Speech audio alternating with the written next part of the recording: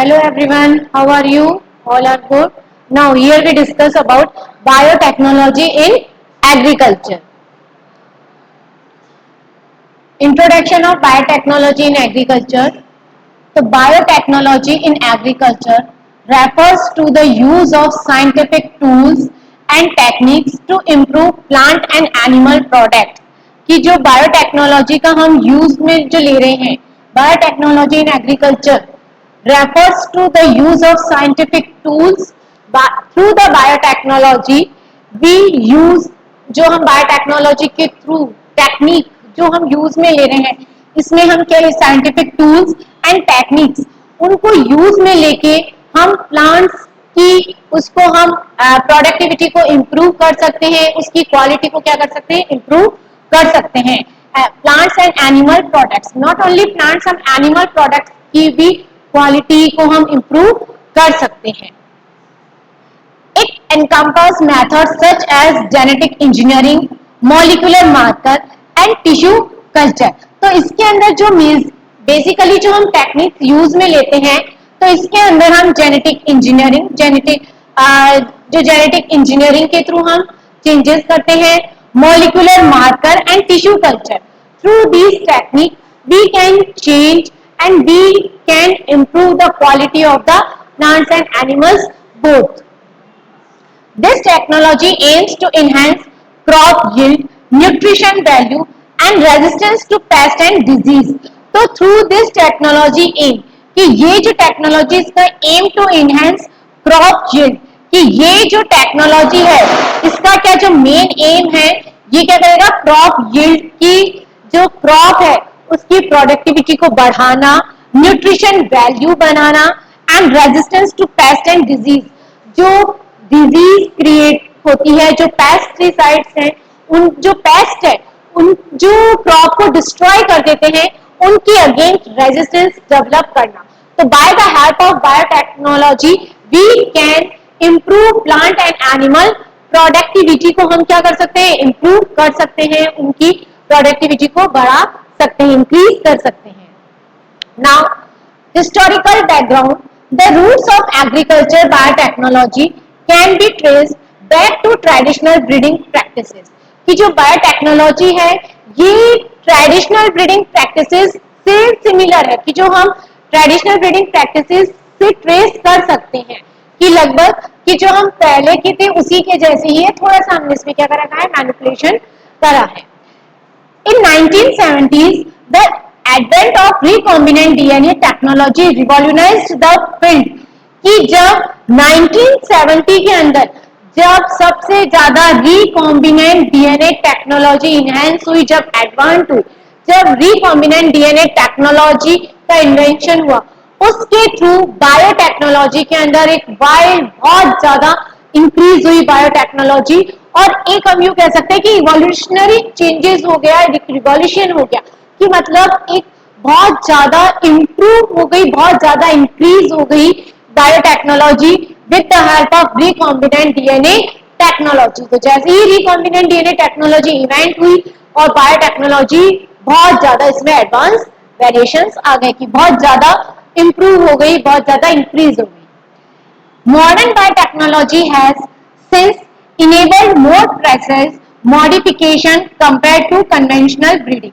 कि जो modern biotechnology है उसके अंदर अगर हम प्रीवियसली जो हमारी ट्रेडिशनल ब्रीडिंग उसके थ्रू इसमें कई सारे मॉडिफिकेशन हुए हैं जो बहुत ज्यादा हेल्पफुल है for the future, for the plant की प्रोडक्टिविटी में. कि जैसे अगर हम इसके अंदर genomic molecular biology, bioinformatics, biotechnology की, रोबोटिक्स, जेनेटिक्स के अंदर कई सारे ऐसे फील्ड्स हैं जिसके अंदर हम प्लांट ब्रीडिंग के अंदर हम मॉडर्न बायोटेक्नोलॉजी को हम यूज में ले सकते हैं.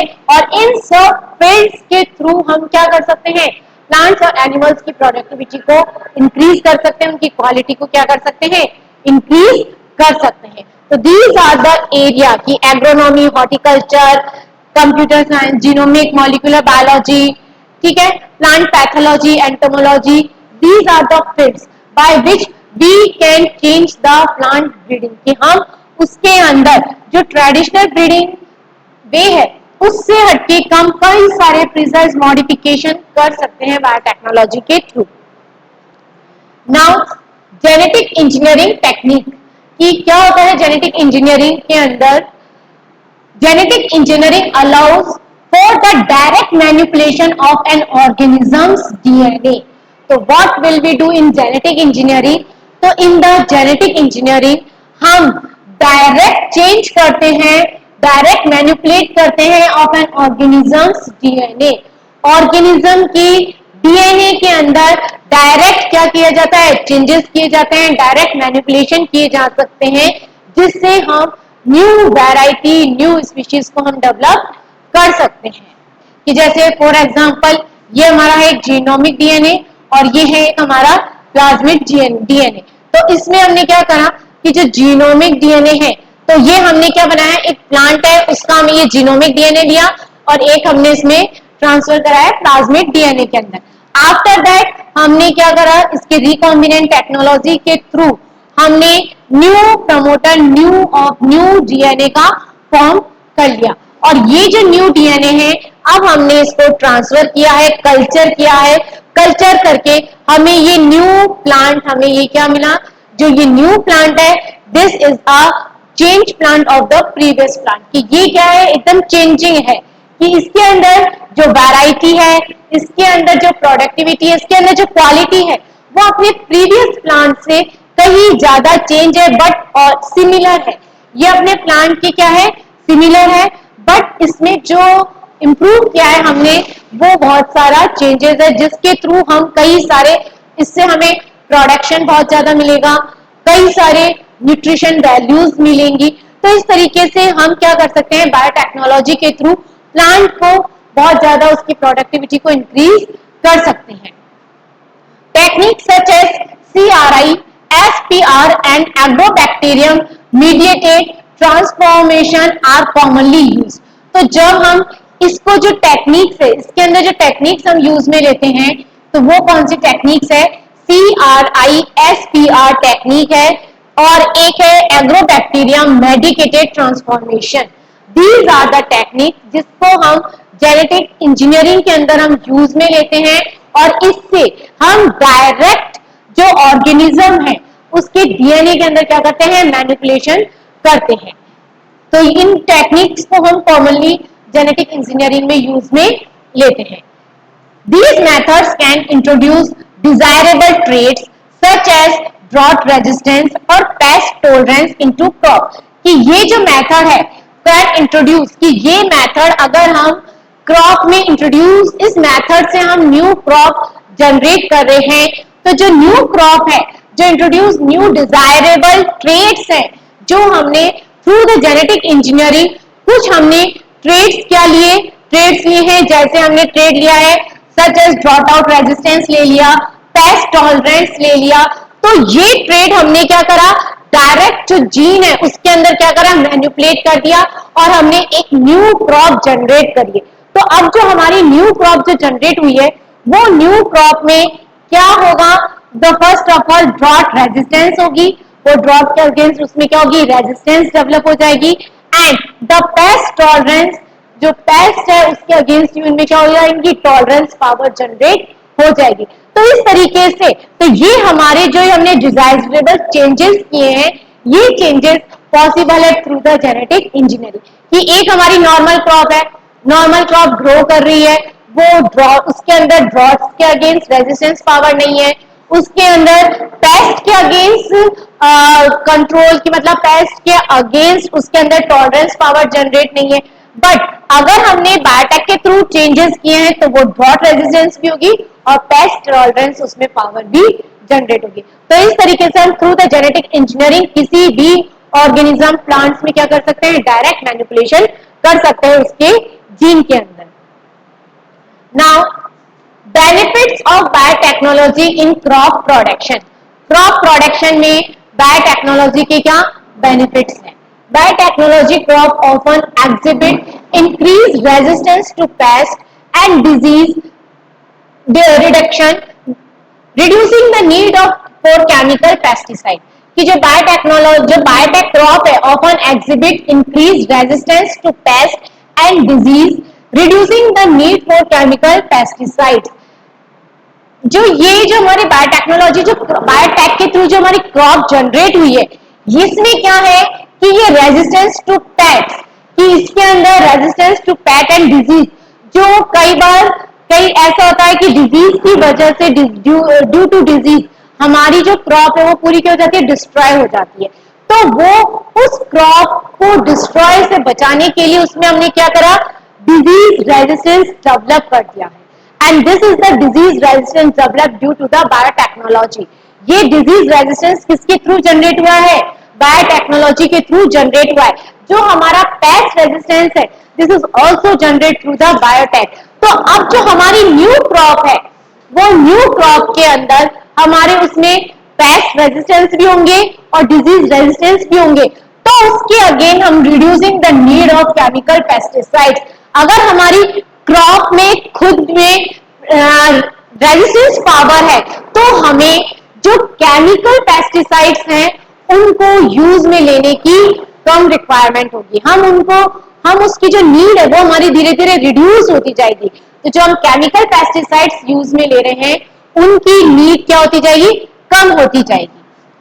Enhanced nutrition profiles in genetically modified crops can lead to improved health and outcomes for consumer। जो enhanced nutrition profile की जो वो क्या करेगी, बायोटेक क्रॉप जो उसमें क्या होगा, वो इनहेंस होगी, उसमें न्यूट्रिशन वैरायटी ज्यादा होगी, न्यूट्रिशन वैल्यू ज्यादा होगी।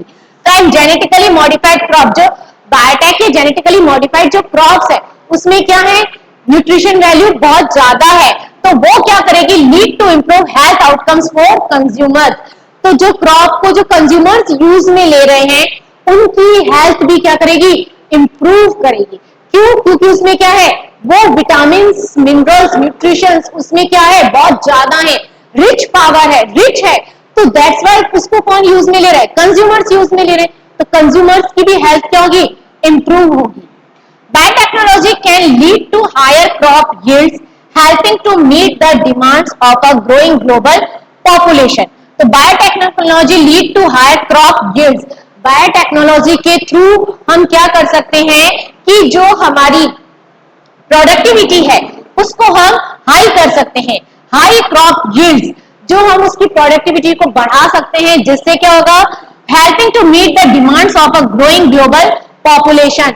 उससे क्या होगा कि जो हमारी पॉपुलेशन जो ग्रो करती जा रही है, ग्लोबल पॉपुलेशन जो इंक्रीज होती जा रही है, उनकी जो डिमांड्स हैं उसको भी हम क्या कर सकते हैं, फिल कर सकते हैं।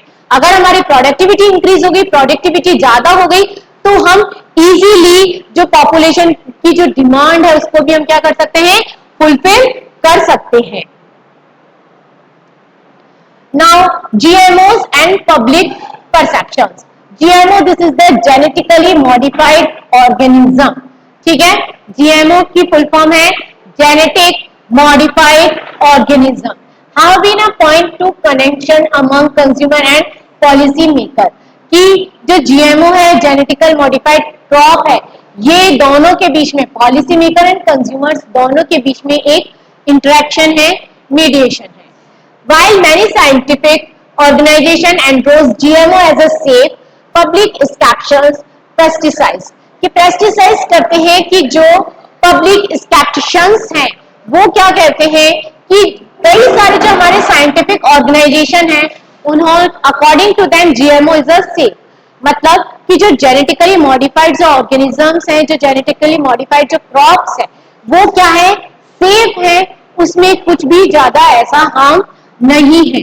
बट जो पब्लिक है, वो जो पब्लिक के अंदर जो पॉपुलेशन है वो कई बार इस चीज को नहीं मानती है, उनके लिए परसेप्शंस ही रहते हैं कि मतलब वो सेफ नहीं है। वो उनके अकॉर्डिंग की जो पब्लिक है, जो पॉपुलेशन है, वो ही सोचती है कि जेनेटिकल मॉडिफाइड क्रॉप में क्या है, पता नहीं ये हमारे लिए हेल्दी होगी या नहीं होगी, इस तरीके से परसेप्शंस चलते रहते। Education and transparency are essential in addressing concern and misconception about GMO।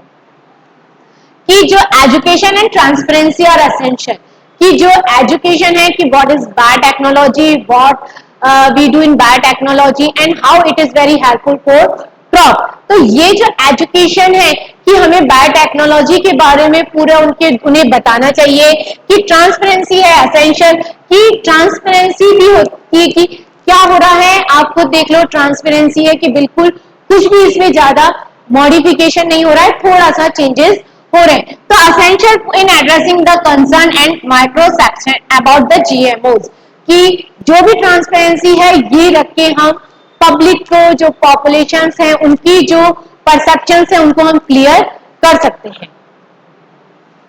Now case studies of successfully biotech crops, तो this is a case study कि जैसे फॉर एग्जांपल ये this is the biotech soybean है, ठीक है। In the biotech soybean, अगर हमने ये बायोटेक सोयाबीन का इतना एरिया जनरेट हुआ है, बायोटेक ये पूरा कैसे सोयाबीन की जो है उसके अंदर क्या है, ये बायोटेक क्रॉप्स इन 2019 की है, जो एरिया एडाप्टेशन रेट है ये इतनी रेट है, उसने 48.2% वेट एरिया कवर किया है बायोटेक सोयाबीन ने, जो हमने मैनिपुलेट किया है थ्रू द बायोटेक।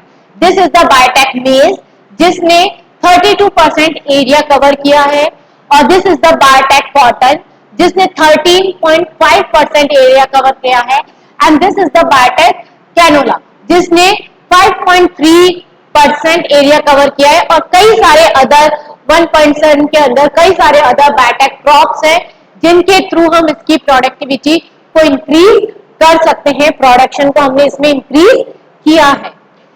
तो BT cotton engineer to express a bacterial protein that deters the pest has significantly increased yield, कि जो बीटी कॉटन है, तो BT cotton engineer to express a bacterial protein, इसको हम किससे बनाते हैं, बैक्टीरियल प्रोटीन से, दैट डिटर्स द पेस्ट।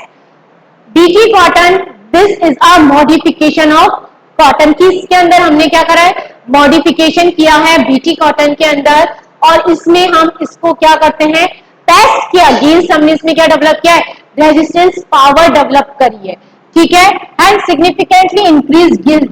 तो वो क्या करती है, उससे हमें क्या मिल रहा है, उसका इंक्रीज एरिया हमने उसका क्या करा है, बढ़ा दिया, कि एक सिंपल कॉटन है उससे जो एरिया डेवलप हो रहा था उसके अगेंस्ट हमने बीटी कॉटन बनाई है। तो बीटी कॉटन ने क्या किया, वो जो सरफेस एरिया था उसको और इंक्रीज किया है, उस सरफेस एरिया को क्या बढ़ाया है, इंक्रीज किया है, यील्ड किया है। तो दिस इज द सिग्निफिकेंस, ये क्या एक सिग्निफिकेंस है, it is the very important BT cotton, कि जिससे हमने क्या करा है, बहुत ज्यादा हमारा एरिया प्रोडक्टिविटी को इंक्रीज किया है। Another golden rice and rich vitamin A, जैसे फॉर एग्जांपल कि हमने एक सिंपल राइस है, राइस में, बट सिंपल राइस में कई सारे न्यूट्रिशन होते हैं, विटामिन होते हैं, बट हमने एक न्यू डेवलप किया है, this is a golden rice, और विच इज विटामिन रिच ए। उसमें क्या होता है, बहुत ज्यादा विटामिन ए की प्रेजेंस बहुत ज्यादा होती है। तो अगर मान लो कोई पेशेंट है जिसमें विटामिन ए की कमी है, या हम तो कह सकते हैं कुछ किसी को कोई डिजीज हो गई जो लैक ऑफ विटामिन ए, तो हम उसको क्या कर सकते हैं, गोल्डन राइस उसको प्रिफर कर सकते हैं, गोल्डन राइस वो एज अ फूड यूज में ले सकता है, उससे उसे क्या मिलेगा, विटामिन ए। जो नॉर्मल राइस से मिलता है उससे कई ज्यादा क्वांटिटी में उसे मिलेगा vitamin A from the golden rice. तो दैट इज द रीजन की aims to combat malnutrition in developing countries. तो हम क्या कर सकते हैं, उसकी एनरिच की, जैसे हमने गोल्डन राइस के अंदर विटामिन ए की क्वांटिटी बहुत ज्यादा इंक्रीज करी है, इसके साथ ही हम मैल न्यूट्रिशन इन डेवलपिंग कंट्रीज के अंदर जो मैल न्यूट्रिशन की जो प्रॉब्लम है उसको भी हम क्या कर सकते हैं, सॉल्व कर सकते हैं। तो इस तरीके से हम जो नॉट ओनली जैसे ये गोल्डन राइस है, इसके अलावा भी हम कई सारे क्रॉप्स में मैनिपुलेशन कर सकते हैं, कई सारे क्रॉप्स के अंदर चेंजेस करके हम उसको विटामिन रिच, न्यूट्रिशन रिच बना के हम मैल न्यूट्रिशन की प्रॉब्लम को क्या कर सकते हैं, सॉल्व कर सकते हैं। Herbicide resistant soybean allows farmers to control weeds more effectively. तो जो ये herbicides resistance है, जो सोयाबीन है, उसके अंदर क्या हुआ, herbicide resistance पावर हमने क्या कर दी, डेवलप कर दी। तो उससे क्या हुआ, कंट्रोल weeds more effectively। तो जो weeds हैं उससे हमारी जो ये हर्बिसाइड रेजिस्टेंस सोयाबीन है उससे हमें क्या हुआ, फायदा मिला है। तो जो फार्मर्स है कंट्रोल वीड्स मोर इफेक्टिवली, उन्होंने क्या किया, वीड्स को कंट्रोल कर लिया, उससे हमारी क्रॉप को कोई भी हार्म नहीं हुआ है। इनहेंसिंग प्रोडक्टिविटी, उससे क्या हुआ, हमारी प्रोडक्टिविटी भी इनहेंस हो गई। कई बार क्या होता है कि जैसे जो वीड्स है, वीड्स बेसिकली अनवांटेड प्लांट्स होते हैं जो क्रॉप के साथ जनरेट हो जाते हैं, तो इनको रिमूव करने के लिए फार्मर्स क्या यूज में लेते हैं, वीडीसाइड्स यूज में लेते हैं। बट वीडीसाइड्स क्या करते हैं, जो ये अनवांटेड क्रॉप को डिस्ट्रॉय करने के साथ साथ कई बार हमारी जो ओरिजिनल क्रॉप है वो भी क्या हो जाती है, डिस्ट्रॉय हो जाती है। तो उससे क्या होता है, फार्मर को लॉस होता है, प्रोडक्टिविटी भी कम हो जाती है। तो अब हमने क्या बनाया, हर्बिसाइड रेजिस्टेंट सोयाबीन बनाई है। तो उससे क्या हुआ कि उसमें वीडीसाइड्स के अगेंस्ट रेजिस्टेंस पावर जनरेट हो गई। तो जो कंट्रोल कर रहे हैं, जो वीड्स को कंट्रोल कर रहे हैं, वो सिर्फ वीड्स को ही रिमूव करेंगे, हमारी जो क्रॉप है उस पर कोई इफेक्ट नहीं होगा। तो इससे क्या हुआ, इनहेंस हो गई हमारी प्रोडक्टिविटी भी और इनहेंस हो जाती है। Now challenges in biotechnology adaptation, कि कई सारे चैलेंजेस आते हैं कि जिसके थ्रू बायोटेक्नोलॉजी को हम एडॉप्ट नहीं कर पाते, कई सारे ऐसे चैलेंजेस इसके अंदर आते हैं। तो regulatory hurdles can slow down the approval process for new biotech crop, कि जो ये रेगुलेशंस हैं, रूल्स एंड रेगुलेशंस की वजह से कई बार जो हमारे जो ये प्रोसेस है वो क्या हो जाते हैं, स्लो डाउन हो जाते हैं।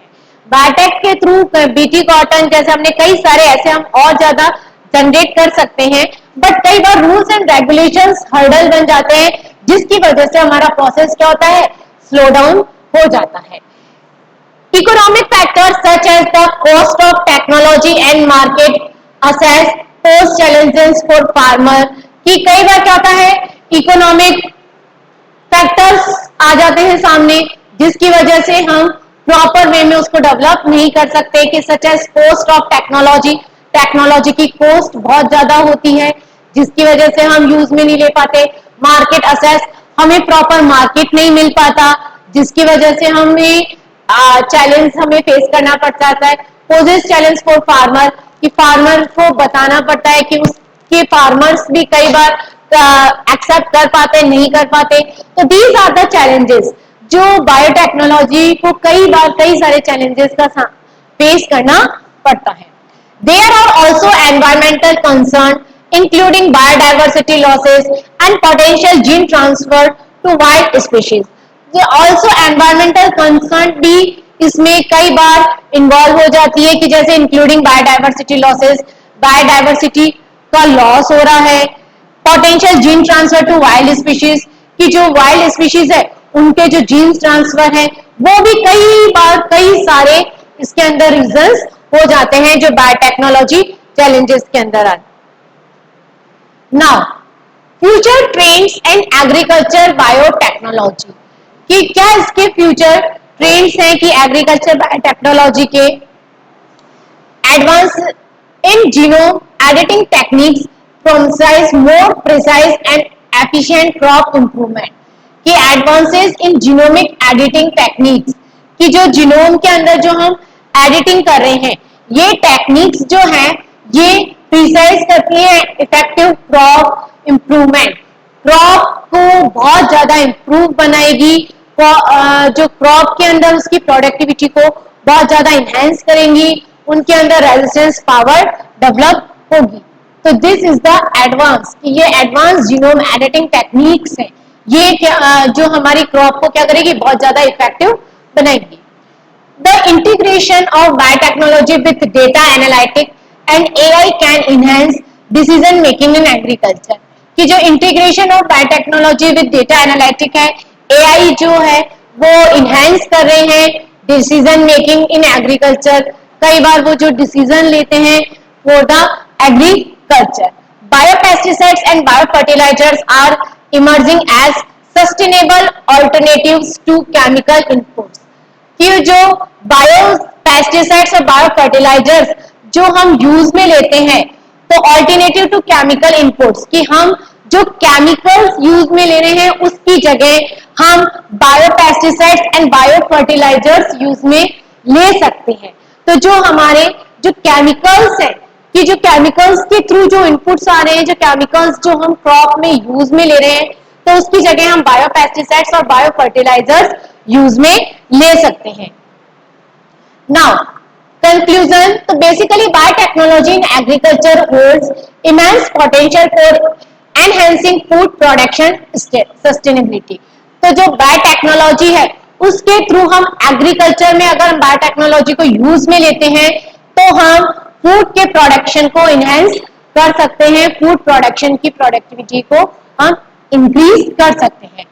Continued research and public dialogues are crucial for navigation ethical and safety concern।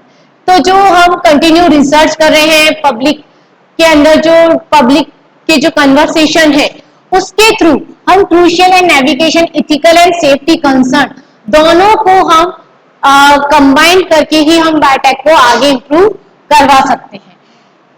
Embracing biotechnology can lead to a more resilient agriculture system and improve global food security।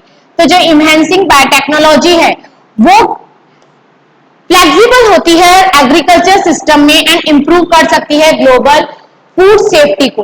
कि जो बायोटेक्नोलॉजी वो flexible होती है, कि जो एग्रीकल्चर सिस्टम के अंदर बहुत ज्यादा वो फ्लेक्सिबल होती है कि कई बार हम उसको कर भी सकते हैं, कुछ चेंजेस भी कर सकते हैं। कि फॉर जैसे कि यहाँ पे ये एक बैक्टीरिया है, ठीक है, और इससे हमने क्या करा, डीएनए को एक्सट्रैक्ट कर लिया।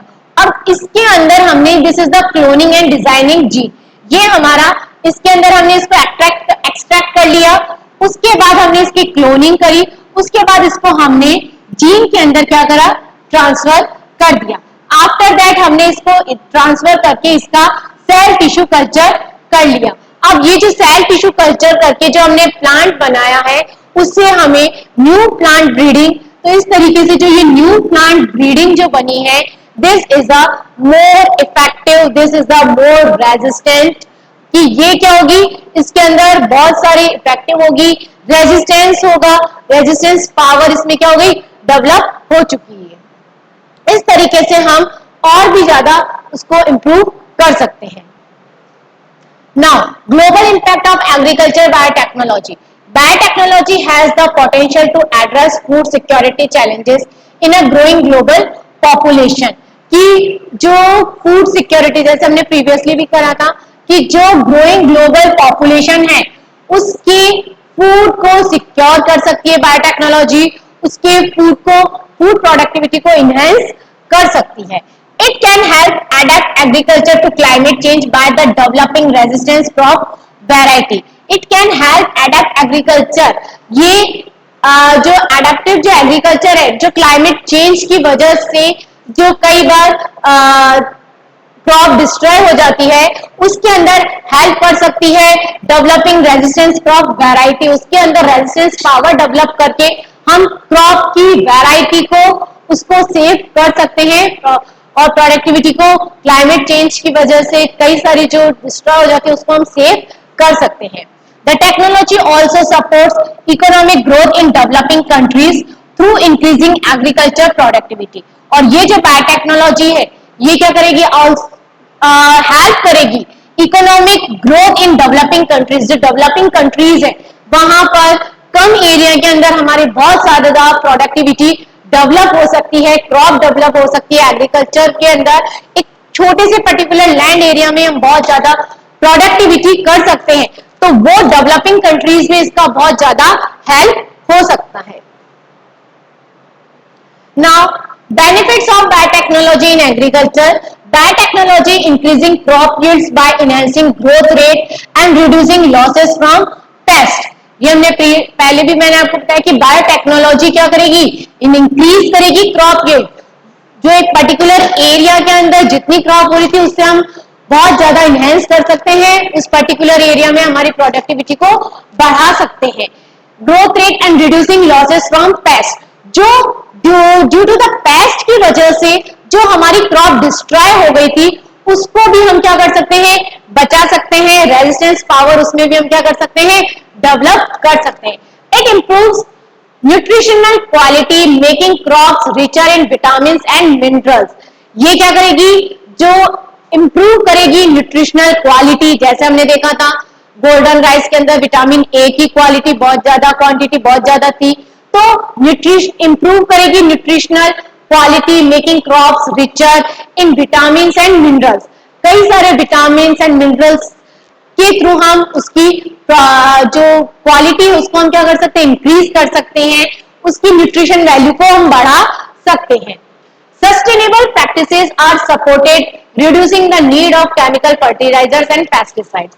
कि जो अगर हम इसको सस्टेनेबल वे में यूज में लेंगे बायोटेक क्रॉप्स को, तो हम जो पेस्ट है रेजिस्टेंस डेवलप हो चुका है उनके अंदर, तो हमें केमिकल फर्टिलाइजर्स एंड पेस्टिसाइड्स को यूज में लेने की इतनी ज्यादा नीड नहीं होगी। और केमिकल फर्टिलाइजर्स और पेस्ट से जो हमें हार्म होता है, ह्यूमन की हेल्थ को भी हार्म होता है, उससे भी हम क्या कर सकते हैं, सेफ हो सकते हैं। तो इसलिए हम कई सारे बायोटेक्नोलॉजी कल क्रॉप्स को हम यूज में लेते हैं, जो हमारे क्या करेगी, हेल्थ भी इंप्रूव करेगी और हमारी रेजिस्टेंस पावर भी डेवलप करेगी, और क्रॉप के अंदर खुद भी रेजिस्टेंस पावर इतनी डेवलप हो जाएगी जो वो पेस्ट और जो कई सारे क्लाइमेट चेंजेस है उनके अगेंस्ट उनमें क्या हो जाएगा, रेजिस्टेंस पावर डेवलप हो जाएगी। तो हमारी प्रोडक्टिविटी बहुत ज्यादा इंक्रीज हो सकती है with the help of biotechnology in agriculture. Okay, thank you.